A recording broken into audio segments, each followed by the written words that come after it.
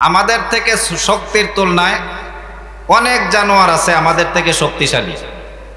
আল্লাহ আমাদের ব্যাপারে বলছেন খুলিকাল ইনসানা দাঈফা, আমি মানুষকে কমজোর করে তৈরি করছি।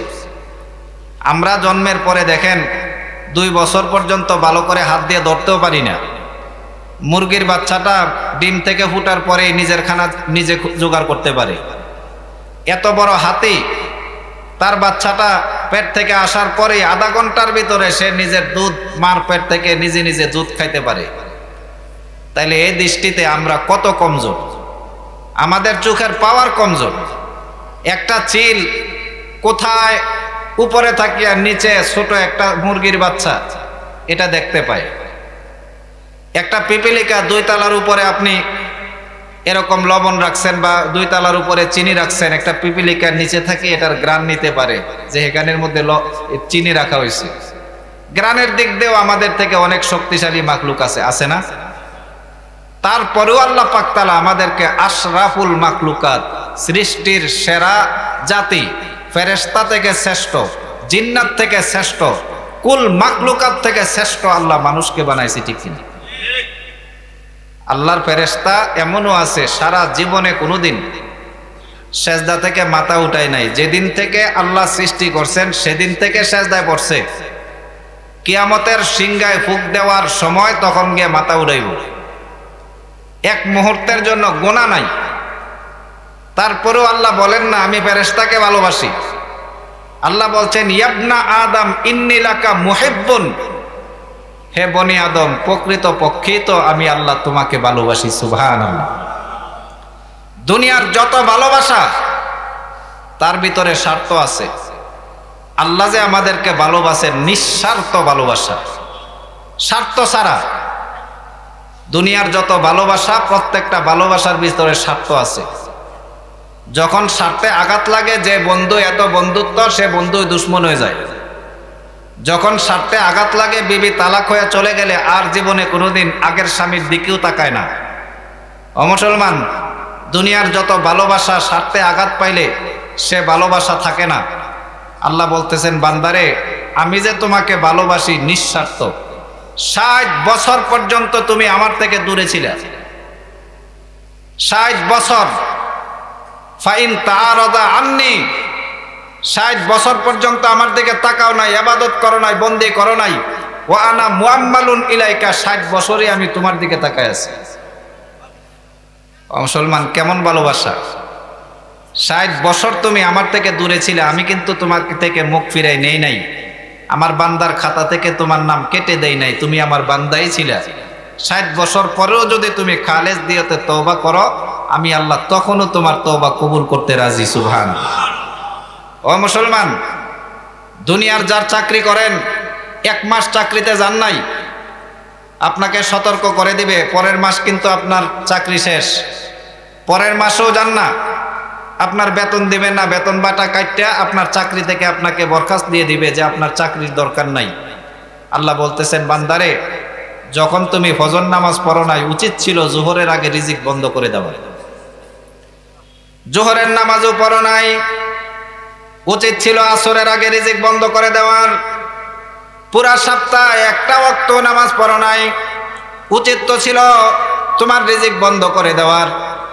পুরা সপ্তাহে একটা ওয়াক্ত নামাজ পড়ো নাই, 60 বছর জীবনে পুরাটাই নাফরমানি করেছ, আমি আল্লাহ 1 সেকেন্ডের জন্য তোমার রিজিক বন্ধ করে দেই নাই। সুবহানাল্লাহ। ও মুসলমান, আল্লাহ আমাদেরকে এত বেশি ভালোবাসেন, আল্লাহ আমাদেরকে এত মহব্বত করেন। 60 বছর পর্যন্ত একজন ব্যক্তি নাফরমানি করে কাটাইছে, ফেরেশতারা ডেকে বলে আল্লাহ এই নাফরমানকে দুনিয়াতে শাস্তি দিয়ে ধ্বংস করে দেয়, সে তোমারে চিনে না।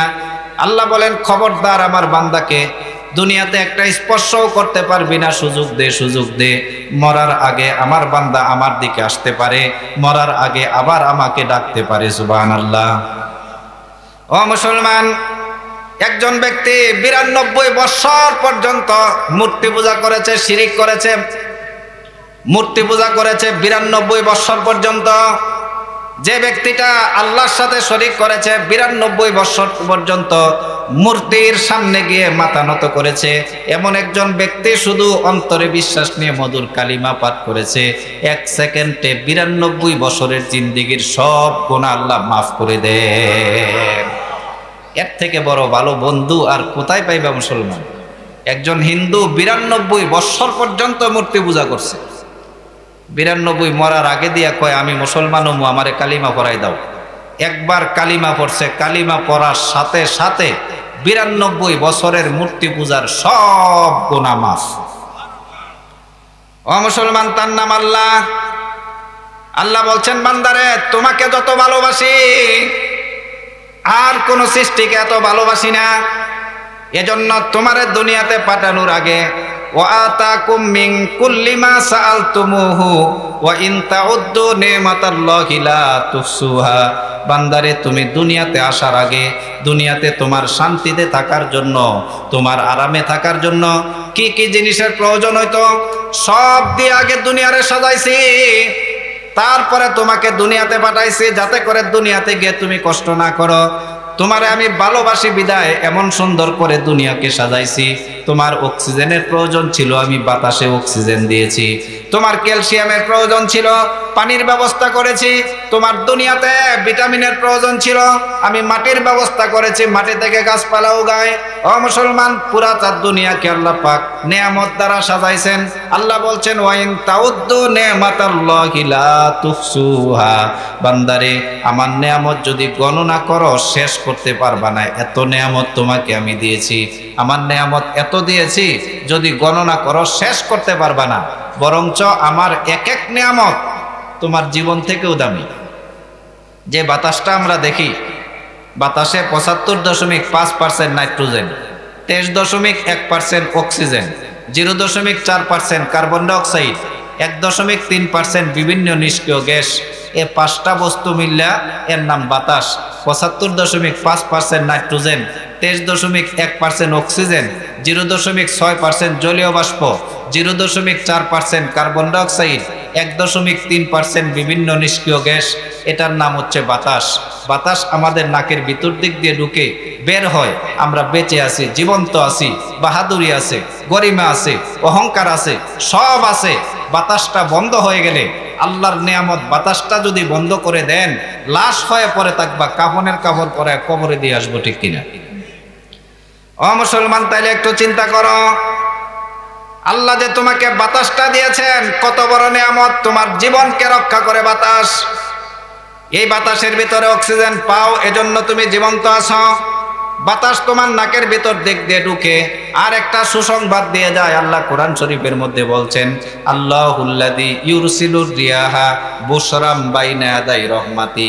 আমার বান্দারে, আমার বাতাস তোমার নাকের ভিতর দিক দিয়ে ঢুকে বুশরাম বাইনা ইয়াদাই রহমাতি, আমার রহমতের সুসংবাদ বহন করে।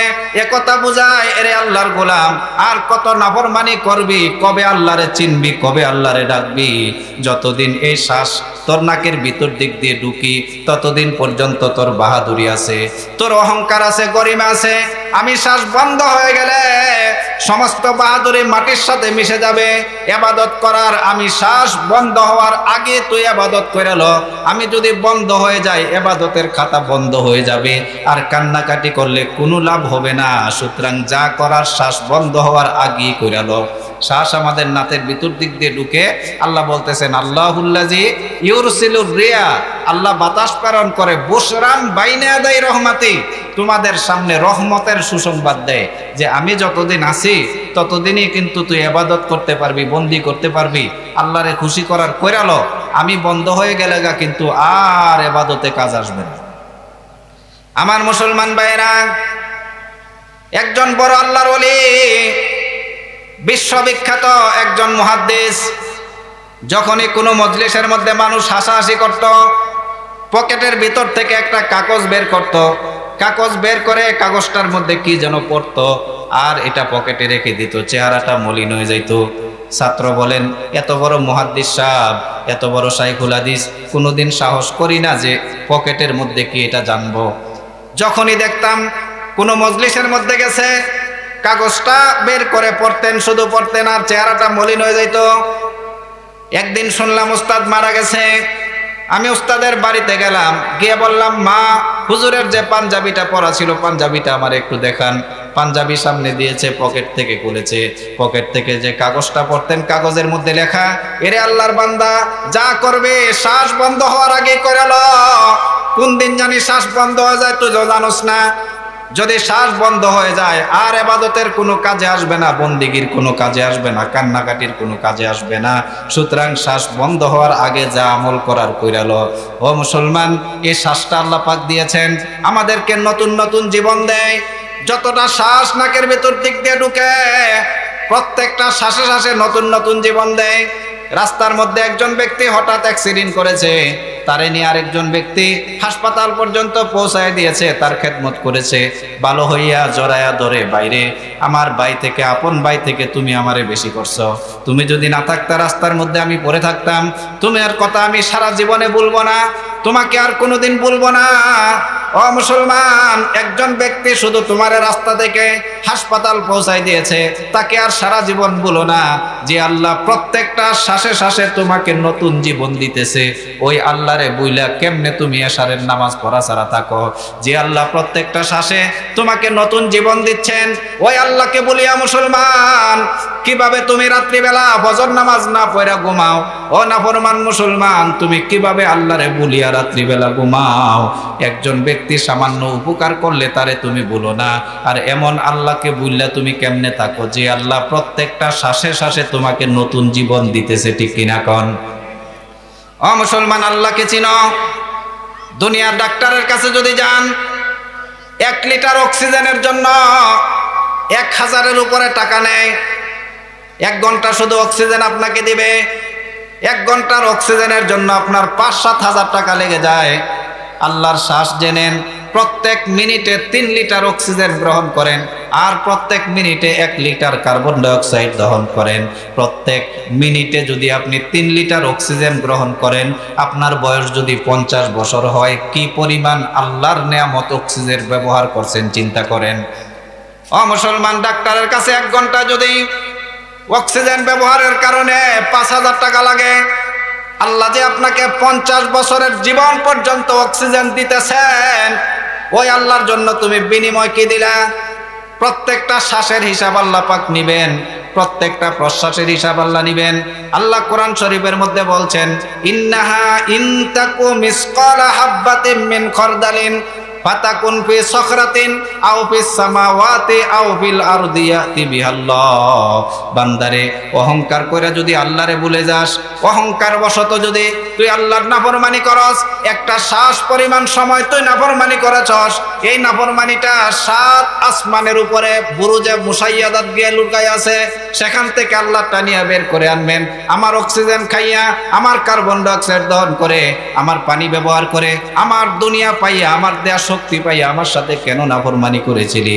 একটা প্রশ্বাস পরিমাণ সময় তুমি নাফরমানি করেছো অহংকার করে।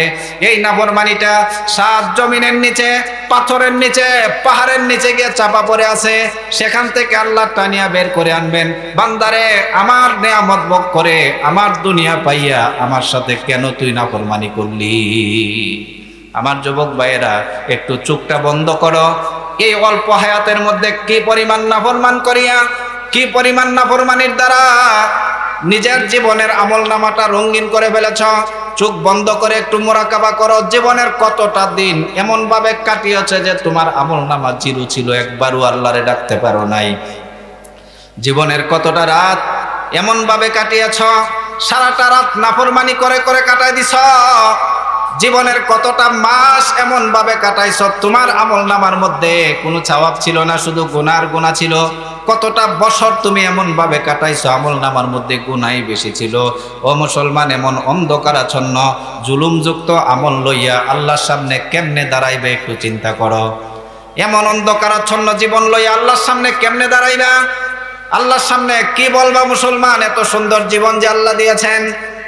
আইয়ুহাল মুখতালু ফি সাউবিল আমাল ওয়াল মুবাহি বিতিরাজিন ফিল হুলাল ওয়াল মুজারি ফি মায়াদিনিল খলা কদ্দানাত মিনকা মারারাতুল আজাল আনতা ফিতিহিল আমা তাবগিল মুনা ওয়াল মানায়া কাশশারাত না বাল ওয়াজাল আনতা ফি লাহবিন ওয়া যাহবিন তাজতানি মিন সিমারিন মুবিকাতিম মান আকাল আলাম ইয়ানি লিল্লাযিনা আমানু আতাখশা কুলুবুহুম লিযিকরিল্লাহ। ও মুসলমান, আর কত নাফরমানি করবা, কবে বুঝবা? আল্লাহর প্রত্যেকটা শ্বাসের হিসাব তোমাকে দিতে হবে, প্রশ্বাসের হিসাব দিতে হবে। প্রত্যেকটা শ্বাস, প্রত্যেকটা প্রশ্বাসের হিসাব করায় গনায় দিতে হবে আল্লাহর সামনে। ও মুসলমান, শ্বাসের প্রশ্বাসের হিসাব হক কি জানেননি? 24 ঘন্টা আল্লাহর শ্বাস নেন, প্রশ্বাস নেন। শ্বাসের প্রশ্বাসের হক হচ্ছে 24 ঘন্টা ইমানটাকে জড়ো তরুতাজা রাখা, 24 ঘন্টা শরীরের সাথে ইমানকে গাঁথিয়ে রাখা হচ্ছে আল্লাহর শ্বাসের হিসাব, প্রশ্বাসের হিসাব। 24 ঘন্টা যদি ইমানকে তরুতাজা রাখতে পারেন, 24 ঘন্টা যদি ইমান মজবুত রাখতে পারেন, আপনি যে 24 ঘন্টা অক্সিজেন ব্যবহার করলেন, অক্সিজেন ব্যবহারের হক আদা হইব। আপনি যে আল্লাহর 24 ঘন্টা অক্সিজেন ব্যবহার করলেন, এই অক্সিজেনের হক কিসের মধ্যে? 24 ঘন্টা যদি ইমানকে শরীরের মধ্যে মজবুত করে ধরে রাখতে পারে। আর শরীরের ইমানকে মজবুত করে ধরে রাখার সব থেকে বড় পথ 24 ঘন্টায় কমপক্ষে একবার আল্লাহর কালিমা লা ইলাহা ইল্লাল্লাহ পাঠ করা। হাদিস শরীফের মধ্যে আছে, আল্লাহর রাসূল বলছেন, সাহাবায়ে কেরাম রে, জাদ্দিদু ঈমানাকুম, তোমাদের ঈমানকে প্রত্যেকদিন নতুন করে সাজাও, নতুন করে সাজাও। পুরাণকে নতুন নতুন ভাবে সাজাও প্রত্যেকদিন ঈমানকে। সাহাবায়ে কেরাম বলেন, ইয়া রাসূলুল্লাহ কাইফা নুজাদ্দিদু ঈমানানা, হুজুর আমরা ঈমানকে কেমনে নতুন করে সাজাইব? আল্লাহর রাসূল বলছেন, মাকে যেমন ভালোবাসো, স্ত্রীকে যেমন ভালোবাসো, বিবি বাল বাচ্চাকে যেমন ভালোবাসো, এর থেকে গভীর ভালোবাসা লইয়া আল্লাহর কালিমা লা ইলাহা ইল্লাল্লাহ তুমি যদি একবার পাঠ করো, সাথে সাথে তোমার ঈমানটারে আল্লাহ নতুন করে সাজায়া দেন। সুবহানাল্লাহ। আপনি শ্বাস নিতেছেন, 24 ঘন্টায় কমপক্ষে একবার কালিমা পড়া লা ইলাহা ইল্লাল্লাহু মুহাম্মাদুর রাসূলুল্লাহ মনে থাকবো নি? এটা ওয়াজিবও বটে। আল্লাহ রাসূল বলতেছেন, জাদ্দিদু ঈমানাকুম। জাদ্দিদু এটা হুকুমবাচক শব্দ। রাসূলের হাদিস যদি হুকুমবাচক শব্দ হয়, এটা ওয়াজিবের জন্য। আল আমরু লিল উজুব, নির্দেশ, এটা ওয়াজিবের জন্য। তাইলে 24 ঘন্টায় কমপক্ষে একবার কালিমা তয়বা পড়া কি ওয়াজিব? মনে থাকবেন ইনশাআল্লাহ।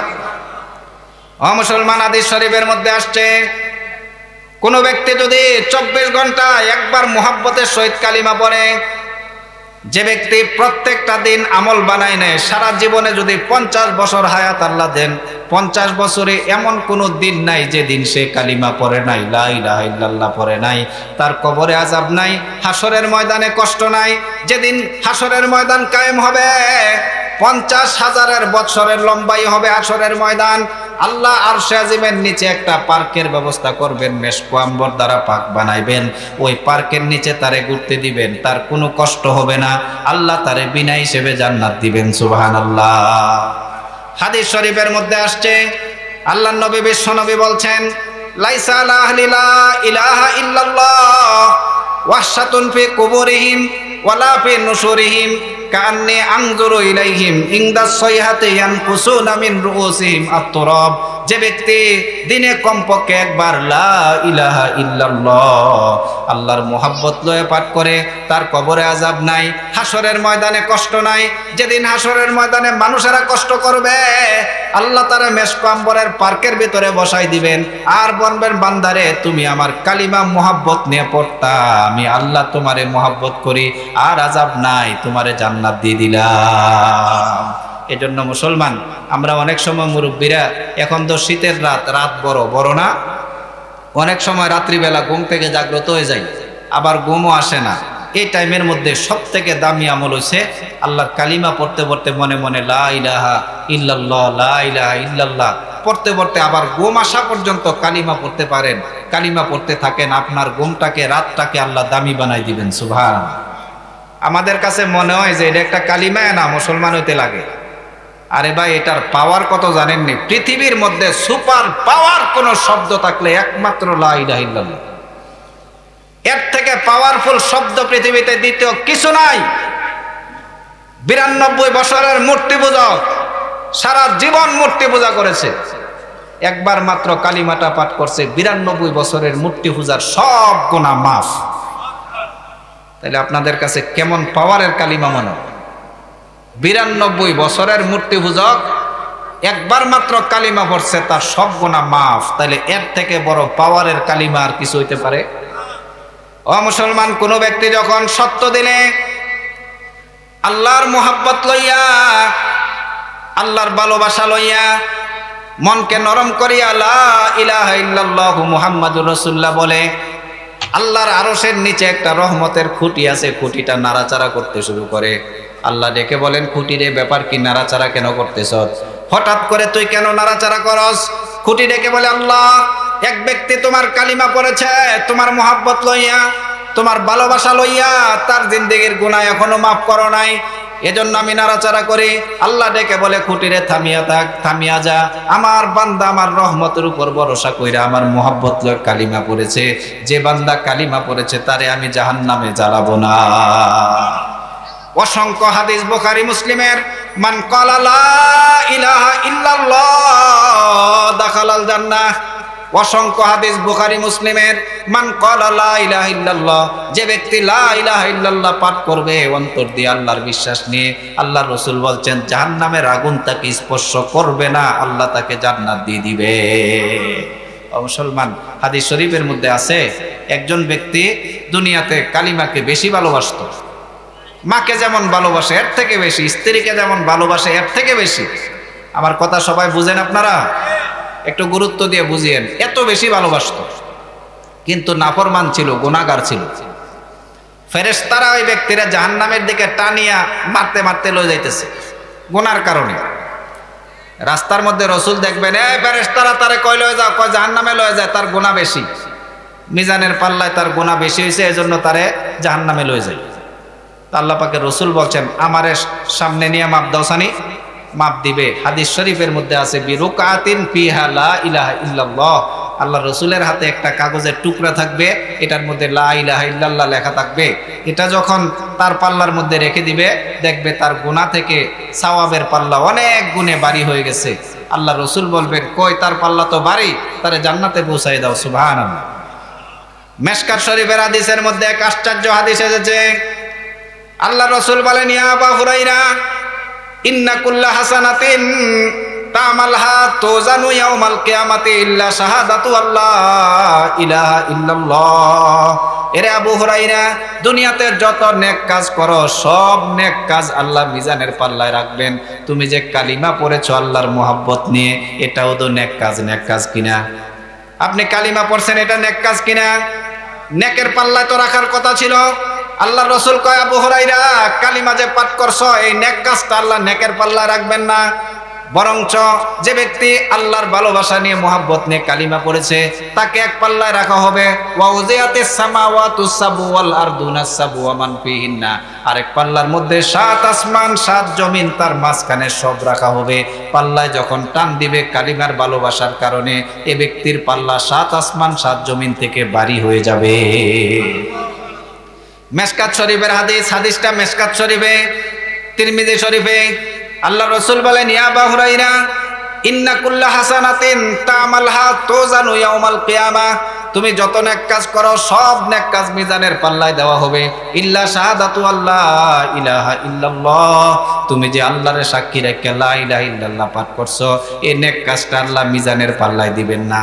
ফা ইন্নাহা তুজাত মান ক্বালা সাদিকান ওয়া উযিয়াতিস সামাওয়াতুস সাবু ওয়াল আরদুনাস সাবু। কেননা যে ব্যক্তি আল্লাহর মোহাব্বত নিয়ে, আল্লাহর ভালোবাসা নিয়ে কালিমা পাঠ করতো, তাকে এক পাল্লায় রাখা হবে, আরেক পাল্লায় 7 আসমান 7 জমিন রাখা হবে। যখন পাল্লায় টান দিবে, কালিমাওয়ালার পাল্লা 7 আসমান 7 জমিন থেকে ভারী হয়ে যাবে।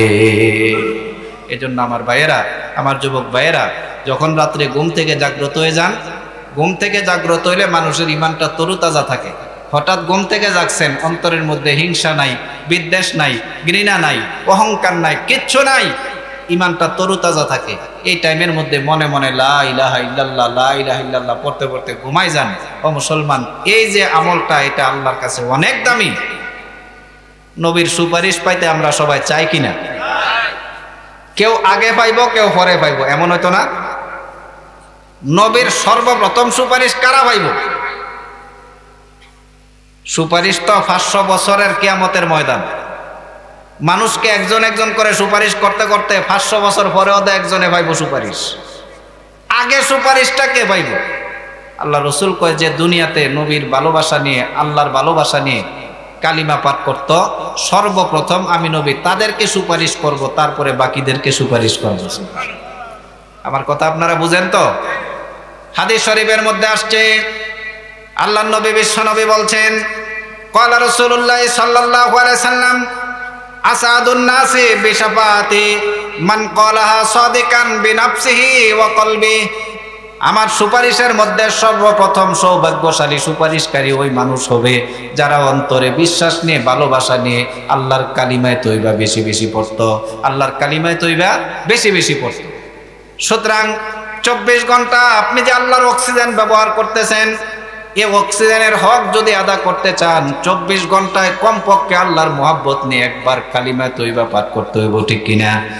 ও মুসলমান, আল্লাহর হক যদি আদা না করেন, আল্লাহ বলছেন লা ইন শাকারতুম লা আযীদান্নাকুম।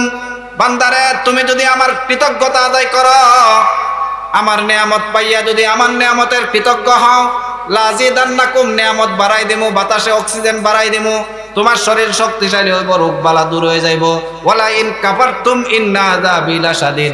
আর যদি আমার নেয়ামত পাইয়া আমার সাথে নাফরমানি করো, আমি অক্সিজেন কমাই দিয়া কার্বন ডাই অক্সাইড বাড়াই দিমু, রোগা রোগা হইয়া পড়ে থাকবা, শরীরের মধ্যে বিভিন্ন রোগবালা জন্ম নিবে, বাঁকা হইয়া পড়ে থাকবা, ঠিক কিনা? ও মুসলমান, যদি কৃতজ্ঞতা আদায় করো, আল্লাহ নেয়ামত বাড়াই দিবেন, অক্সিজেন বাড়াই দিবেন। ওয়ালা ইন কাফারতুম, আর যদি আল্লাহর নেয়ামত ভক্ষণ করে আল্লাহকে ভুলে যাও, ইন্না আযাবি লাশাদীদ, বান্দারে আমার আযাবও তোমাকে দিতে পারবো, বাতাসের মধ্যে কার্বন ডাই অক্সাইড বাড়াই দিব, অক্সিজেন কমাই দিব। ও মুসলমান, অক্সিজেন যদি কমাই দেন, বিভিন্ন রোগবালা আমাদের দেখা দিবে। আর যদি এর থেকে বেশি নাফরমানি করো, গোটা বাংলাদেশের মানুষগুলি যদি আল্লাহর সাথে নাফরমানি করে, আল্লাহ কয় বাতাসের মধ্যে করোনা ভাইরাস লাগাই দিব, পুরা পৃথিবী কিয়ামত হয়ে যাইব, ঠিক কিনা কোন? এজন্য মুসলমান, আল্লাহর কৃতজ্ঞতা বেশি বেশি আদায় করো। যে বাতাস আমরা দেখি না, বাতাসটাকে আল্লাহ 5টা ভাগ করে তোমার ভিতরে ঢুকায়, তোমার জীবন দেয়। আল্লাহ বলছেন, বান্দারে আপারো আইতুমুল মা আল্লাযী তাশরাবুন, গট গট গট গট করে যে পানিটা পান করো, পানিটার দিকে তাকাও। পানি আমার বড় একটা নিয়ামত। এই পানি 0 ডিগ্রি সেলসিয়াস পয়েন্টে কঠিন বরফে পরিণত হয়, 100 ডিগ্রি সেলসিয়াস পয়েন্টে বাষ্পে পরিণত হয়। আল্লাহ যদি দুনিয়ার পানিগুলিকে 75 ডিগ্রি সেলসিয়াস পয়েন্ট করতেন, হাজার হাজার গ্যালন পানি পান করেও তৃষ্ণা নিবারণ করতে পারতেন না। আল্লাহ যদি পানিগুলিকে 25 ডিগ্রি সেলসিয়াস পয়েন্টে করতেন, পুরা পৃথিবী বরফের সাগর হয়ে যাইত, কোনো মানুষ বাঁচতে পারতো না। আল্লাহ বলছেন, বান্দারে আমি পানিটাকে একদম তরলও করি নাই, আবার গরলও করি নাই, একদম বায়বীয় করি নাই, আবার কঠিনও করি নাই, তার মাঝখানে রেখেছি। 1 গ্লাস পানি পান করলে তৃষ্ণা নিবারণ হয়ে যাবে। পান করার সময় আমি আল্লাহর নামটা মুখ দিয়ে আসবে, পান করা শেষ, তৃষ্ণা নিবারণ হয়ে গেলে আমি আল্লাহর নামটা আলহামদুলিল্লাহ বলে প্রশংসা করবি। কিন্তু বান্দারে, তুই এত বড় জালেম, এত বড় জালেম, আমার নেয়ামত পানি পান করলে কোনোদিন বিসমিল্লাহ মুখ দিয়ে আইলো না, ঠিক কিনা? আমার এত বড় নিয়ামত পানি পান করলে, পানি পান করা শেষ, কোনোদিন মুখ দিয়ে আলহামদুলিল্লাহ আসলো না। ও মুসলমান, আল্লাহর পানি যে কত বড় নিয়ামত। বিজ্ঞানের ভাষায় পানির আরেক নাম জীবন, বিজ্ঞানের ভাষায় পানির আরেক নাম জীবন। পুরা পৃথিবী পানি দ্বারা ভরা, তারপরেও গাড়িতে উঠলে 1 লিটার পানি 20 টাকা দিয়ে কিনুন লাগে, ঠিক কিনা? আল্লাহ যদি পানির ব্যবস্থা না করতেন মুসলমান, বা পানির ব্যবস্থা যদি আমাদের জন্য দুষ্কর করতেন, তাইলে আমরা পানি কোথায় থেকে পাইতাম? আল্লাহ কয়, বান্দারে আফারো আইতুমুল মা আল্লাযী তাশরাবুন, তোমরা যে গট গট গট গট করে পানিটা পান করে, এটার দিকে তাকাও না? এই পানিটা কত সুন্দর করে আমি তোমারে বানাইছি। দেখেন না, গত পরশু সোনাগাজী এক জায়গায় প্রোগ্রাম করতে গেছি, তো গলা একটু বসে যায়, তো মাহফিল কর্তৃপক্ষ গরম পানি নিয়ে এসে, হুজুর একটু গরম পানি খান। তো মাহফিলের আগে তো পানি বেশি খাইয়া গেলে আবার পেটের মধ্যে গড়গড় করবো, এই জন্য পানি কম খাই। তারপরে 1 গ্লাস খাইছি, মনে হইতেছে পানি খাই নাই, আরো আধা গ্লাস খাইছি, দেই যে পানি খাই না, আবার শেষে দিয়ে একটু ঠান্ডা পানি খাইছি, যে তৃষ্ণা নিবারণ হয় নাই। সাধারণ কয়েক ডিগ্রি সেলসিয়াস পয়েন্ট পানির মধ্যে কমে যায় আগুনে দেওয়ার কারণে, এর দ্বারা যদি তৃষ্ণা নিবারণ না হয়, ও মুসলমান, আল্লাহ যদি পানিটাকে 75 ডিগ্রি সেলসিয়াস পয়েন্ট করে রাখতেন, 10 গ্যালন পানি পান করলেও তো তৃষ্ণা নিবারণ কারে কই বুঝতাম না। ও মুসলমান, এত সুন্দর পানি আমাদেরকে আল্লাহ দিয়েছেন, আল্লাহকে চিনবো, আল্লাহকে জানবো, আল্লাহকে ডাকবো। পানি পান করার সময় বিসমিল্লাহ বলবো, পানি পান শেষ আলহামদুলিল্লাহ বলবো। কিয়ামতের ময়দানে আল্লাহ নেয়ামতের সর্বপ্রথম যে নেয়ামতের হিসাবটা আপনার থেকে আমার থেকে নিবেন, এটা হচ্ছে সর্বপ্রথম হিসাব নিবেন পানির। আল্লাহ কিয়ামতের দিন নেয়ামতের সর্বপ্রথম হিসাব পানির নিবেন। আলাম নুসিহা জিসমাকা ওয়া নুরাব্বিকা মিনাল মাইল বারিদ। বান্দারে, আমি কি তোমাকে সুন্দর একটা জীবন দেই নাই আর তোমারে তৃষ্ণা নিবারক পানির ব্যবস্থা করি নাই নাকি? আমার পানি পান কইরা, আমার তৃষ্ণা নিবারক পানি পান কইরা আমার সাথে কিভাবে তুই নাফরমানি করছিলি? আল্লাহ এত সুন্দর পানির হিসাব সর্বপ্রথম কিয়ামতে নিবেন। বান্দারে, আমার পানির হিসাব তুই আগে দে, তারপরে জান্নাতে যা। তাফসীরের কিতাবে আসছে, এক ব্যক্তি আল্লাহর কাছে দরখাস্ত করেছে, আল্লাহ আমারে তুমি 500 বছরের হায়াত দিয়ে দাও। আল্লাহ কয়, যা, তোর দরখাস্ত কবুল করলাম, 500 বছরের হায়াত দিলাম। এখন ব্যক্তি ডেকে বলে, আল্লাহ খানা খাইবো কোথায় থেকে, পানি পান করবো কোথায় থেকে, খানার ব্যবস্থাও তুমি করে দাও। আল্লাহ বললেন, অমুক গর্তের মধ্যে চলে যা, সেখানে জান্নাতি পানি আর জান্নাতি খাবার তোরে 2 বেলা করে দিতে থাকবে। ওই ব্যক্তি 500 বছর পর্যন্ত এক গর্তের মধ্যে বসে ইবাদত বন্দি করেছে। 500 বছর যখন পার হয়ে গেছে, ওই ব্যক্তিকে আল্লাহ ইন্তেকালের পরে ফেরেশতাকে বললেন, ফেরেশতা রে, আমার দয়া দিয়ে, আমার রহমত দিয়ে আমার বান্দারে জান্নাত দিয়ে দে। এই ব্যক্তি জান্নাতের দিকে হাঁটে আর মনে মনে কয়, 500 বছর ধরে যে ইবাদত করলাম, ইবাদত গুলি গেল কই? এখনো যদি আল্লাহর রহমত নিয়ে জান্নাতে যাওয়া লাগে, 500 বছর ধরে যে ইবাদত করলাম, ইবাদত গুলি গেল কই? এখনো যদি আল্লাহর রহমত নিয়ে জান্নাতে যাওয়া লাগে। আল্লাহ বান্দা মনের খবর জানে কিনা?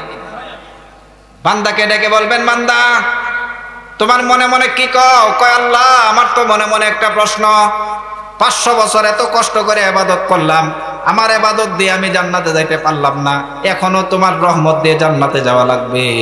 আল্লাহ ওই বান্দারে জাহান্নাম থেকে অনেক দূরে একটা রাস্তার মধ্যে দাঁড় করাই দিবেন, আর জাহান্নামের আগুনের পাওয়ার যখন তার শরীরে লাগতে থাকবে, কিছুক্ষণ পরে পানির পিপাসা লাগতে থাকবে, পানি পানি করে চিল্লাতে থাকবে, আর জান চলে যায় বলে বলে কাঁদবে। একজন ফেরেশতা 1 গ্লাস পানি নিয়ে তার সামনে উপস্থিত হয়ে যাবে। ওই ব্যক্তিটা ফেরেশতার দিকে দৌড় দিবে, ভাই আমারে পানি পান করাও, আমার জান চলে যাইতেছে। বলবে, ভাই আমার পানির অনেক দাম। কত দাম? কয়, তুমি যদি 500 বছরের ইবাদত আমারে দিয়ে দাও, তাইলে 1 গ্লাস পানি তোমারে আমি দিতে পারি। ওই ব্যক্তি বলবে, ভাই জান বাঁচায় আগে পানি দাও, আমার 500 বছরের ইবাদত নিয়ে নাও। আল্লাহ বান্দারে ডাকবে, বান্দারে 1 গ্লাস পানির বিনিময়ে তোমার 500 বছরের ইবাদত দিয়ে দিলা, তোমারে 500 বছর বাঁচায় রাখতে কি পরিমাণ পানির ব্যবস্থা আমি করেছি, কত গ্যালন পানি পান করেছ, সেই পানিগুলির হিসাব দিয়া পারলে জান্নাতে যাও। সেজদায় পড়ে যাবে, আল্লাহ তোমার এই নিয়ামতের কৃতজ্ঞতা শেষ করা যাবে না। ও মুসলমান, এত নিয়ামত, এই বাতাস আমরা খাইতেছি, পানি আমরা পান করতেছি। মুসলমান, এই পানি পান করার পরেও তো আমরা আল্লাহর নাফরমানিতে লিপ্ত রয়েছি। কত রাত শুধু নাফরমানি করে কাটাইছি, এশার নামাজ পর্যন্ত ভাগ্যে জুটে নাই, ফজরের নামাজ পর্যন্ত ভাগ্যে জুটে নাই, ঠিক কিনা কোন? ও মুসলমান, কত বড় নিয়ামত! অর্ধ পৃথিবীর বাদশাহ হারুনুর রশিদ একবার মরুভূমির পথে রওনা দিছে, তো সাথে বাহলুল দরবেশও আছে। তো বাদশার সাথে যে হুড়াহুড়ি করে সবাই রওনা দিছে, মরুভূমির সব থেকে বড় সম্বল হয়েছে পানি। 3 দিনের পথ, তার মধ্য থেকে একদিন যখন গেছে, মানুষের যে সাথে পানি নিয়ে গেছে অল্প অল্প, সবার পানি শেষ হয়ে গেছে, একদিনেই সব পানি শেষ। রাত্র কাটায় যখন সকালে রওনা দিছে, রওনার আগেই যে জিনিসের কল্পনা মানুষ বেশি করে হেডেই লাগে, সকাল থেকে সবার পানি পিপাসা। বাদশা খালি কইরে, কেরু পানি আসেনি? কয়, হুজুর সব পানি তো শেষ হয়ে গেছে। কস কি আরো 2 দিন কেমনে যাবো? কয়, যেমনক যাওয়ান লাগবো। প্রত্যেকে হাঁটে হাঁটতে হাঁটতে বল পড়ে গেছে। একদিন হেঁটেছে, বাদশা আর হাঁটতে পারে না, বাদশাকে কয়েকজনের ধরে ধরে সামনে নিয়ে যায়। 3য় দিন যখন চলে আসছে, মনে করতেছে কয়েকজন মারা গেছে, এমন হয়ে গেছে, বাদশাও বেহুশের মতো হয়ে গেছে। ওই সময়ের মধ্যে যখন বাড়ির পাশে পৌঁছেছে, এলাকার পাশে, এক ব্যক্তি দৌড়াইয়া পানি লই আইছে বাদশার সামনে। বাদশা পানি পান করবে, বাহলুল দরবেশ কয়, হুজুর একটু পানি পরে পান করেন, আগে আমার একটা সামান্য আধা মিনিটের ওয়াজ শুনে নেন। কয়, না, আগে পানি পান করি তারপরে ওয়াজ করিস। কয়, না হুজুর, আগে আমি পানি ওয়াজ করতে হইব, তারপরে পানি পান করেন। কয়, তাড়াতাড়ি করে আমার জান চলে যাইতেছে। বাহলুল দরবেশ কয়, হুজুর এই অবস্থায় যদি আরো 2 দিন আপনারে রাখা হয় পানি ছাড়া, কয় 2 দিন তো দূরের কথা, আর একদিন গেলেও আমি হয়তোবা মরে যাব। কয় আপনার মৃত্যু নিশ্চিত হয়ে গেছে। এমন টাইমের মধ্যে এক ব্যক্তি 1 গ্লাস পানি লয়েছে, যদি বলে বাদশাহ 1 গ্লাস পানি দিতে পারবো, অর্ধেক রাজত্ব আমারে দিয়ে দিলে যদি জান বাঁচান, তাইলে 1 গ্লাস পানির বিনিময়ে অর্ধেক রাজত্ব দিতে হবে, আপনি কি করবেন? কয় অর্ধেক রাজত্ব দিয়েই তার থেকে পানি পান করবো জান বাঁচানোর জন্য। আচ্ছা, পানি পান করলেন। এমন সময় পানি বন্ধ হয়ে গেছে, আর বাইর হয় না। পেটের ভিতরে এমন জ্বালা পোড়া, আর কোনো প্রকারে বাইর হয় না।